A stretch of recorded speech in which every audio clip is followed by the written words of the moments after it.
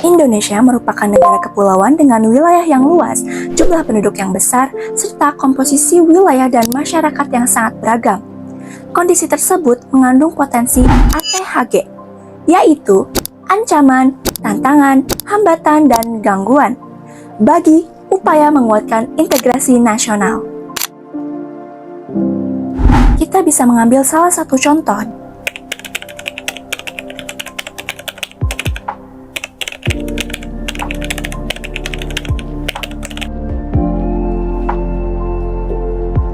Pertanyaannya, kondisi seperti ini termasuk ancaman, tantangan, hambatan, atau gangguan? Nah, supaya bisa menjawabnya, kita harus memahami dulu apa itu ancaman, tantangan, hambatan, dan gangguan.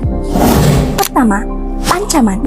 Menurut Undang-Undang Nomor 34 Tahun 2004 tentang TNI, ancaman adalah setiap usaha atau kegiatan, baik dari dalam maupun luar negeri, yang dinilai dapat membahayakan kedaulatan negara, keutuhan wilayah NKRI, dan keselamatan segenap bangsa.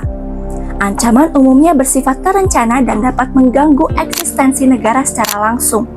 Jadi, ketika kita berbicara tentang ancaman, kita sedang membahas sesuatu yang membahayakan langsung keberadaan negara. Sesuatu yang benar-benar bisa menentukan kedaulatan negara atau bahkan memecah belah wilayah NKRI. Contohnya, separatisme, terorisme, atau cyber attack terhadap sistem negara. Selanjutnya, tantangan.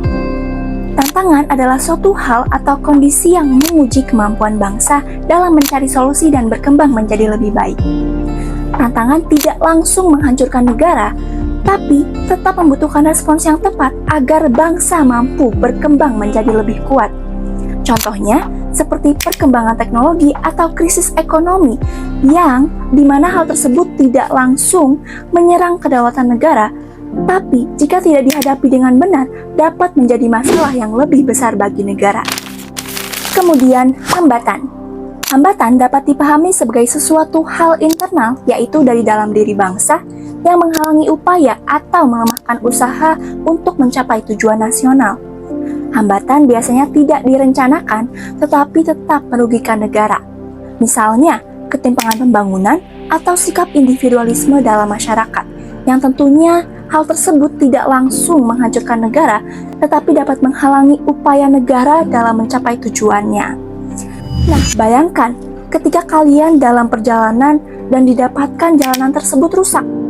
Nah, jalanan rusak itu tidak langsung menghancurkan mobil kalian atau motor kalian, tetapi dapat memperlambat kalian untuk mencapai tujuan kalian. Nah, seperti itulah hambatan, tidak langsung menghancurkan negara, tetapi membuat proses menuju kemajuan menjadi lebih lambat. Dan yang terakhir, gangguan. Gangguan merupakan usaha atau kondisi yang berasal dari luar dan bertujuan melemahkan stabilitas negara baik secara fisik maupun non-fisik. Gangguan juga biasanya tidak sampai menghancurkan negara secara langsung, tetapi mengacaukan ketertiban dan keamanan masyarakat.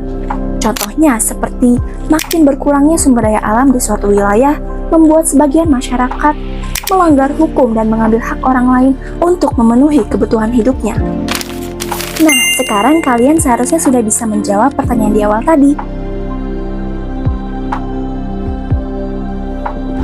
Itulah pentingnya memahami ATHG, karena tidak semua persoalan negara memiliki bentuk maupun cara penanganan yang sama.